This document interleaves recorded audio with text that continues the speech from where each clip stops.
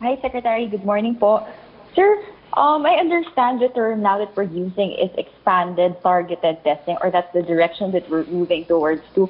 Pero sir, since yun nga po yung statement yesterday, many reacted in the negative nung sinabi pong iiwan yung testing doon sa private sectors, at least doon po yung sa yung sa rapid test po. Pero sir, the question now is, bakit po hindi magawa yung mass testing? I understand there is global shortage, but many people are asking, bakit po yung ibang mga bansa, despite the global shortage, nagagawa po nila magkaroon ng mass testing na natitest even the asymptomatic patients po?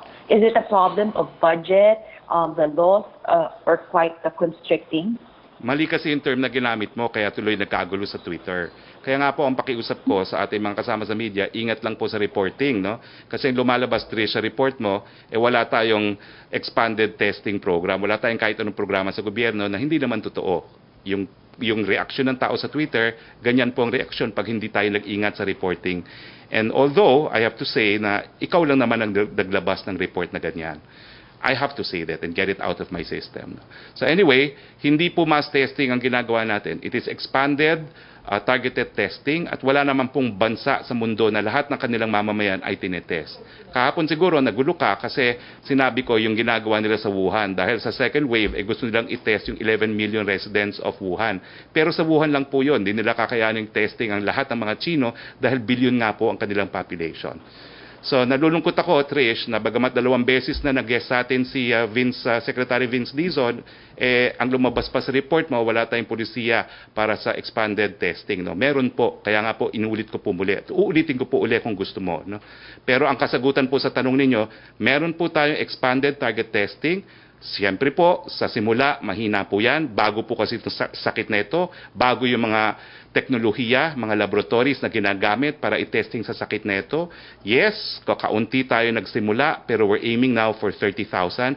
Maling-mali po yung report mo na wala pong kahit anong priority na binibigay ang gobyerno sa testing. Kaya nga po, si Vince Dizon, ang titulo niya, Deputy Implementer at saka happy po ng T3. Test, trace, and treat. I hope I have made myself very clear. And if you need further instruction or education on the country's testing program, please approach me. Pero sa panahon ng pandemya, nakikita po natin kung anong reaksyon sa mga hindi namang tamang mga reports, Trish. Sorry to say so. Next question, sorry, please. I have to correct that with your indulgence. Well, you don't have to correct it if you don't want to, pero you're not doing the entire nation a service for doing that, no?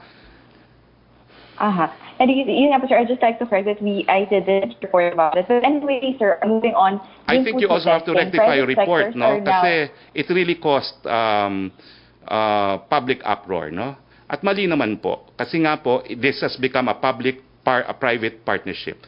It's not because of lack of funds. It's because everyone gives priority to testing. Kasi yan nga lang po ang ating paraan para malaman kung saan ang ating kalaban. But again, I have to say it, no? I cannot do my job without, sabi ng lahat, wag ko na raw pansinin, Trish, no? Hindi, I have to call you out. Kita mo naman yung naging resulta ng inyong reporting. At ikaw lang ang nag-report na ganyan. Buti sana kung lahat ng Malacanang press corps nag-report ng ganyan, I would say ako nagkamali. Pero you took my statements out of context. Nagpanik ang publiko. Sa panahon ng pandemic, you have to be responsible for what you report. Next question, please. Yusek Roque. Okay, from Secretary from Argel Geducos ng Manila Bulletin, sa case po ng events, bawal pa rin ang indefinite. So what will happen dun sa may mga existing contract na like birthday party, wedding, etc.? Dapat bang mag-refund ang events organizer, events place sa mga customers nila? Ang ini-insist kasi nila, nasa kontrata yung force majeure, meaning kahit anong mangyari, hindi sila accountable at walang refund na mangyayari. Valid ba ito? Ano po ang guidelines para dito? Napakahirap naman po mag-abogado para sa buong bayan. Hindi ko po trabaho yan. Tagapagsalita lang ako ng presidente at ng IATF. Siguro by way of answer, meron pong provision sa new civil code on force majeure. No? At ang force majeure is a ground for rescinding a contract. So please consult your lawyers. But I do not feel that I should act as lawyers for the entire nation. Paumanhin po. Yes, next question please. From Mylene Alfonso ng Bulgar, according to Senator Ralph Recto, dapat ibigay pa rin ang second tranche sa mga sub-beneficiaries even if the residence has been downgraded to general quarantine area. Klaro sa records ng debate that it should be given in 2 installments and it's not linked to the quarantine status of the place. Hindi sinabi doon na kapag downgraded na ang quarantine, we abort the grant of scheduled aid. Kung mayroon pong balanse na kalahati, mga 100 billion pesos, kung 2 gives, bigay na kaagad yung other half, lalo ngayon na mayroon na pong listahan. I agree po, no? At ang gobyerno naman po, gaya ng sinabi ko kahapon, we are giving to more than 18 million during the first and the second tranche. Now, ang presidente nga po, unang-una, kaya nabago po yan at nagkaroon ng komplikasyon ng konti, ay dahil siya po yung nagsabi na bigyan ng lahat, kaya nagkaroon ng additional 5 million beneficiaries. Pero dahil nga po sa kakulungan ng pondo, dahil 205 yung binigay, yung 5 million additional beneficiaries po sa reporting natin kahapon, in-include na po natin sa second tranche. So, all in all po, we will be giving to 18 million beneficiaries in the first and second tranche. Joseph Morong. Sir, good morning. Yes, good morning. Relax. Pero alam mo kasi, Joseph, kaya napakahirap nitong trabaho natin. Kinakailangan natin to be very careful with how we report kasi kita mo naman kung paano nagre-react ang publiko. But yes, I take your word for it. I'm more relaxed now. Sir, no, just to be fair, no? That's why we've been pushing this issue, no? Like definition of terms and whatever. Just a little bit on this, but I'd like to read through a soundbite from you, 12:49 p.m.